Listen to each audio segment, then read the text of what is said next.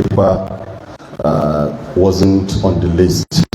I ought to have presented yesterday after the paper presentations, but unfortunately I was carried away with the presentation in the Arabic class as I was enjoying it. So, my session, my name was skipped. So thank you, Mr. Chairman, and thank you, our mentor and teacher, Professor Abubakar. My paper is on Islamic civilization and Nigerian development, the role of Sukuk financing.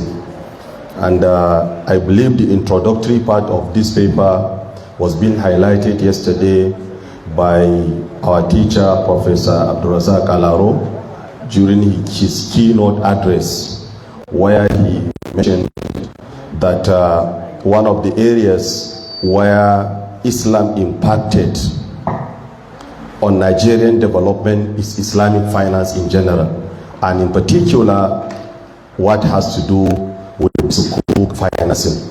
So I decided my paper centered around that component of Sukuk, how Sukuk impacted in changing the Nigerian scenario, and what are the benefits that were driven from Sukuk financing in Nigeria. In most cases, many people thought that Sukuk is a construction company. Do you agree with me? It's a construction company. And I have seen so many instances where even people of high-level intellectualism tend to have this misconception. I trained some executives of Islamic financial institutions, or rather some financial institutions. While I was mentioning Sukuk, some of them were saying that this idea suna kokari wallahi kamfanin nan suna kokari the titin da ba a gama ba su suke karasawa. You just made mention of Kaduna Zaria, maybe in Yobe, in Bauchi. When you take Jigawa and Bauchi roads, you can see Sukuk 1, Sukuk 2, Sukuk 3. Am I right? So actually Sukuk is not a construction company. It's just an investment certificate or notes which evidence proportionate interest in ownership of tangible asset, usufructs and services, or investments in the assets of particular projects or special investment activity that adhere to the principle of Sharia, which is the concept that is being introduced to counter the conventional concept of bonds, which is typically conventional and built based on interest. I will not go much into the details of the concepts of Sukuk, but then just for us to understand the financial system, when we talk about Islamic financial system, it has 4 components. The first one has to do with the Islamic social finance, what we have zakat, waqf and sadaqah, and maybe Islamic cooperative societies. We also have Islamic banking, which is the one that we all know usually because we more relate to the banks, and we have takaful, which is Islamic insurance. Then we have Islamic capital markets. When we talk of Islamic capital markets, we now talk of 3 components. The first one is halal equities, that are the shares that are screened according to the screening procedure of Islamic finance, and the Islamic funds. Then the last is the Sukuk. These are the instruments that are traded in Islamic capital market, just for us to understand the relationship. Now, is the Sukuk only for construction? Absolutely no. It's not for road construction. It can be used for housing. We can have example of Nakhil Sukuk of Jumeirah in UAE. We have Sukuk of Monorail Sukuk project in Doha in Qatar, and also have Sukuk of Aqua project in Saudi Arabia as well. We also have another gas plant in Abu Dhabi in United Arab Emirates. So you can see that Sukuk is not just or only for Islamic, or it's not only for road construction. There are a lot of differences between Sukuk and the conventional bonds which are in the paper, and I will not go into that. The major difference is that interest, Sukuk are non-interest instruments, while conventional bonds are interest-bearing instruments. And this is built upon conventional laws, and Sukuk is built upon Islamic laws. I think this enough is telling us the actual difference between Sukuk and conventional bonds. Now, when you look at the history and the development of Sukuk, you can trace it back even to the first century of Islam, because the word has been used in the early century of Islam. And in the modern arena, the first Sukuk used was issued in 1990 by the Shell Malaysia, and subsequently in 2001 it continues, and currently the global size of global Sukuk stood at 867 trillion billion and 75 billion. This is not a small amount, just 0.87 trillion. So it's small. And in Nigeria here, we experienced first issuance of Sukuk in 2014-13 by the Ocean Government. Subsequently in 2017, began to issue sovereign Sukuk. Currently, we have 6 issuances of Sukuk, with the first being matured and fully settled just towards the end of last year, October. And currently, we are preparing for another one.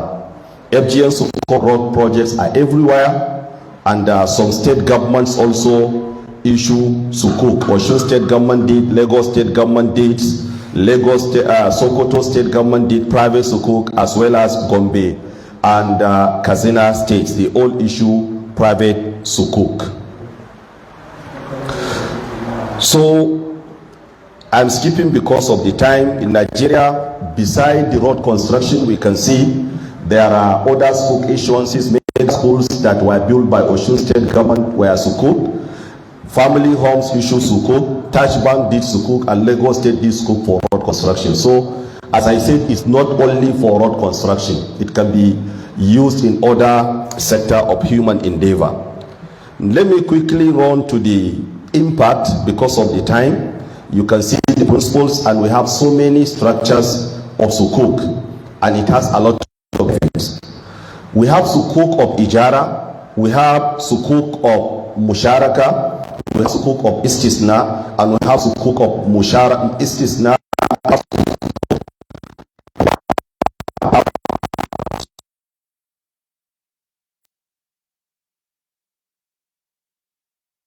Bodies that can issue Sukuk are many.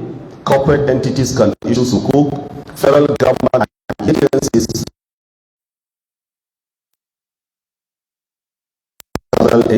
where we have it in UAE and ICD, where they issue Sukuk for developmental purposes.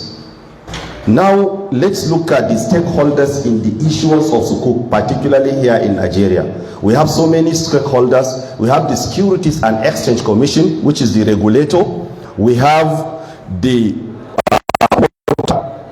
originator, which can be initiator or sponsor of the Sukuk. Usually in the case of the FGN Sukuk is the federal government that serves. We have the issuer, which is the SPV. It's a corporate entity that will stand on behalf of the investors. So usually you have to incorporate a special purpose vehicle for you to issue it. We have investors who will invest their money, and we have issuing houses who are registered capital market operators, and we also have delegate trustees who will stand on behalf of the SPV that is representing the investors.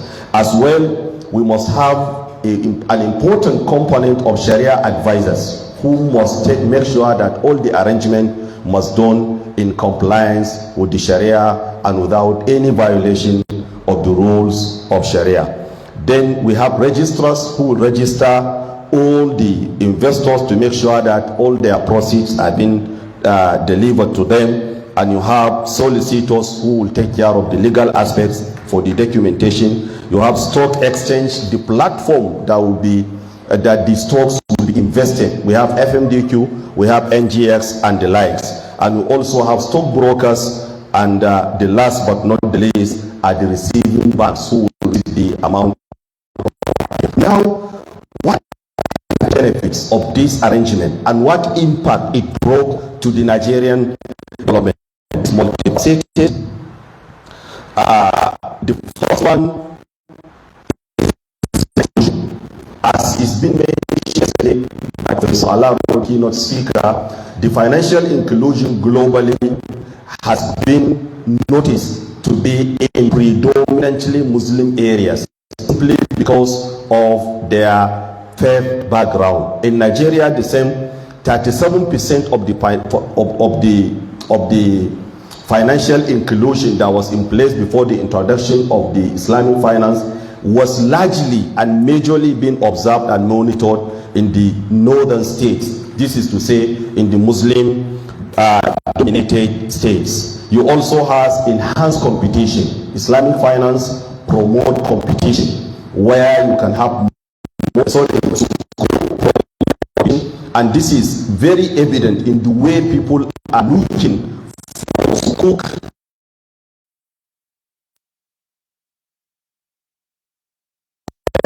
There was an instance where Sukuk was issued and it was subscribed by about 600%, sometimes 400%, while in the case of the conventional bonds, sometimes they are subscribed, which shows clearly how people needs that competition and how it impacted in the.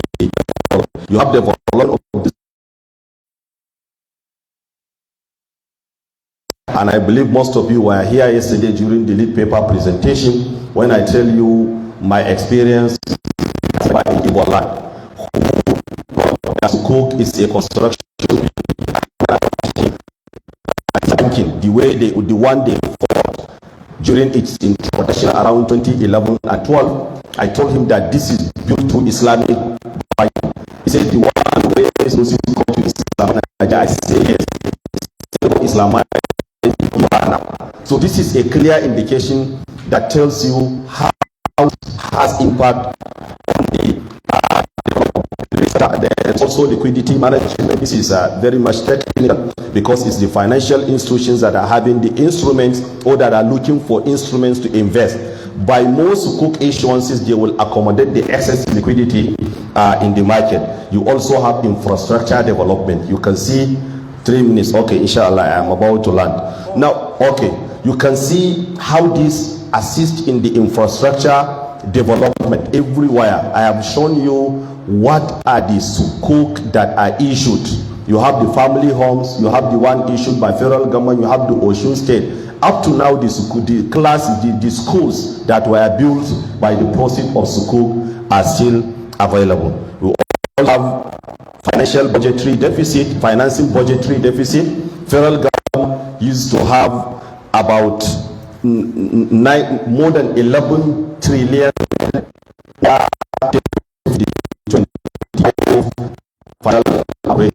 bill.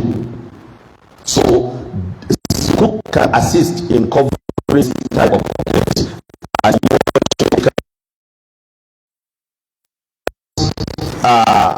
Both ethical values at the corporate and their public sector.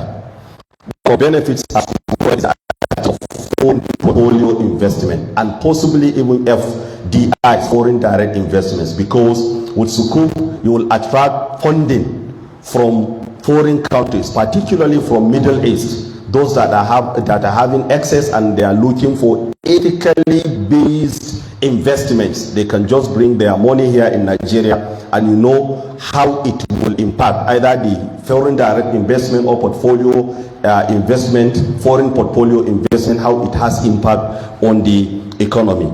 The last but not the least is the reduction of the corruption, and this is the cardinal point where you can see actually the impact of Islamic financial system in particular, and the impact of Islamic civilization. The business as usual is that whenever government has budgetary deficit. They will just go to market and seek for investors, take loan from them, and siphon the money literally to the private pockets. But in Sukuk, this is not possible. And I remember one time I was training some elder statesmen. They wanted to know this in Abuja, and I was presenting. After seeing the good and values that Sukuk has, one of them asked me a rhetoric question. He said, but upon all these benefits that you mentioned, why government is not frequenting the use of Sukuk? And I answered him the way Angel Jibril alayhi salam answered our Prophet Muhammad sallallahu alayhi wa sallam, qultu lahu mal mas'ulu anha bi'alama min as-sa'il. He just burst out in laugh and said, right, it was a rhetoric question. I know, you know the answer.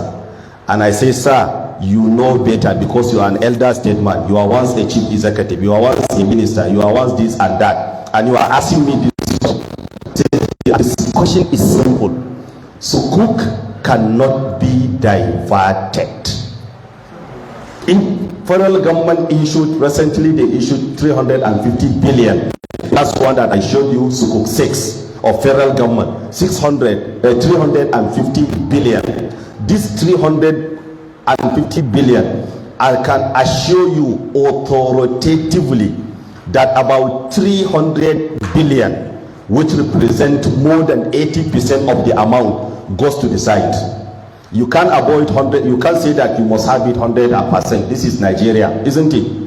So if 50% can go to the side, Nigeria will laugh. So in Sukuk arrangement, there is no diversion of fund, because the Sharia scholars that we've identified as the key operators or key parties to the transaction of issues of Sukuk are there to make sure that this asset must have been built before the investors begin to get their profit. So if there is no asset, there will be no profit.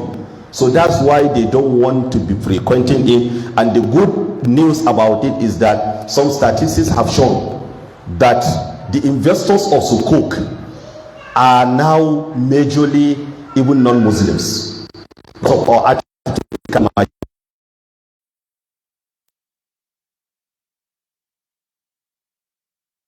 the metrics of capital market. If I ask a simple question and here, who has CSCS account here, please? CSCS account. You see? No one. So that means if you have no CSCS account, you don't know capital market, you cannot participate in any arrangement of Sukuk. Like somebody who has no bank account. Now, who has no bank account here, please? Who has no bank account here? No one. But no one has CSCS account, which is the account where you can have all your transactions in capital market, particularly under NGX or FMDQ. You can have it there for settlement. Is the account for the central settlement system platform for settlement of all stocks and securities and other instruments that are traded in the capital market. So due to the time constraint, I think I will stop here. I see the chairman has been graciously granting more and more time for me. I appreciate it, Mr. Chairman, for granting me the opportunity to present, because it is not my time to present. I have already skipped mine, and for graciously increasing and overlooking. Thank you, Mr. Chairman. Thank you, the co-chairman, our teacher, our father, Professor Babangida. Thank you very much. Thank you for your excellent presentation. Thank you. Now, I have the honor and privilege to make an announcement on the arrival of our new brand associate professor in history, that is Dr. Kabiru Haruna Isa.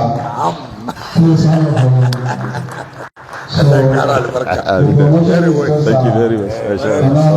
Prof, kada okay ne wa, inshallah. 30 minutes ago. Congratulations and may Allah bless it.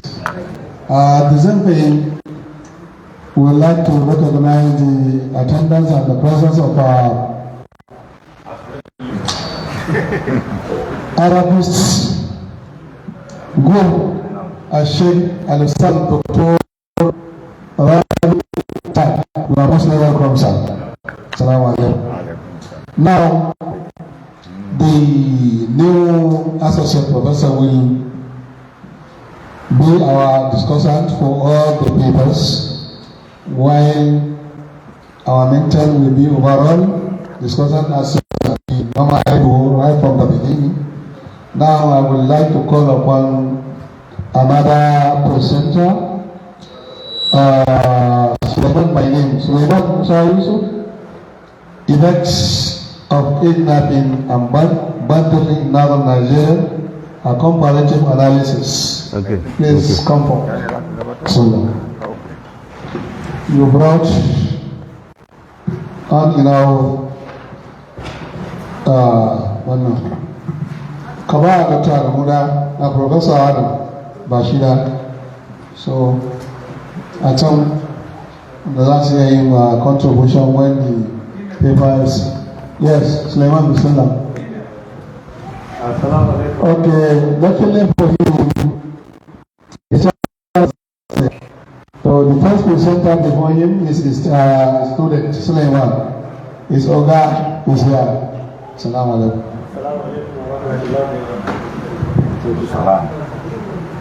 It is my privilege and I'm very. Su ba sa linkin papers din da context din wannan din ba presentation ne wani abu ne, wani discourse ne da can daban na sukuk anan ba shi da alaka da nan, amma karshe na yi landing yana da effect tarbiyyar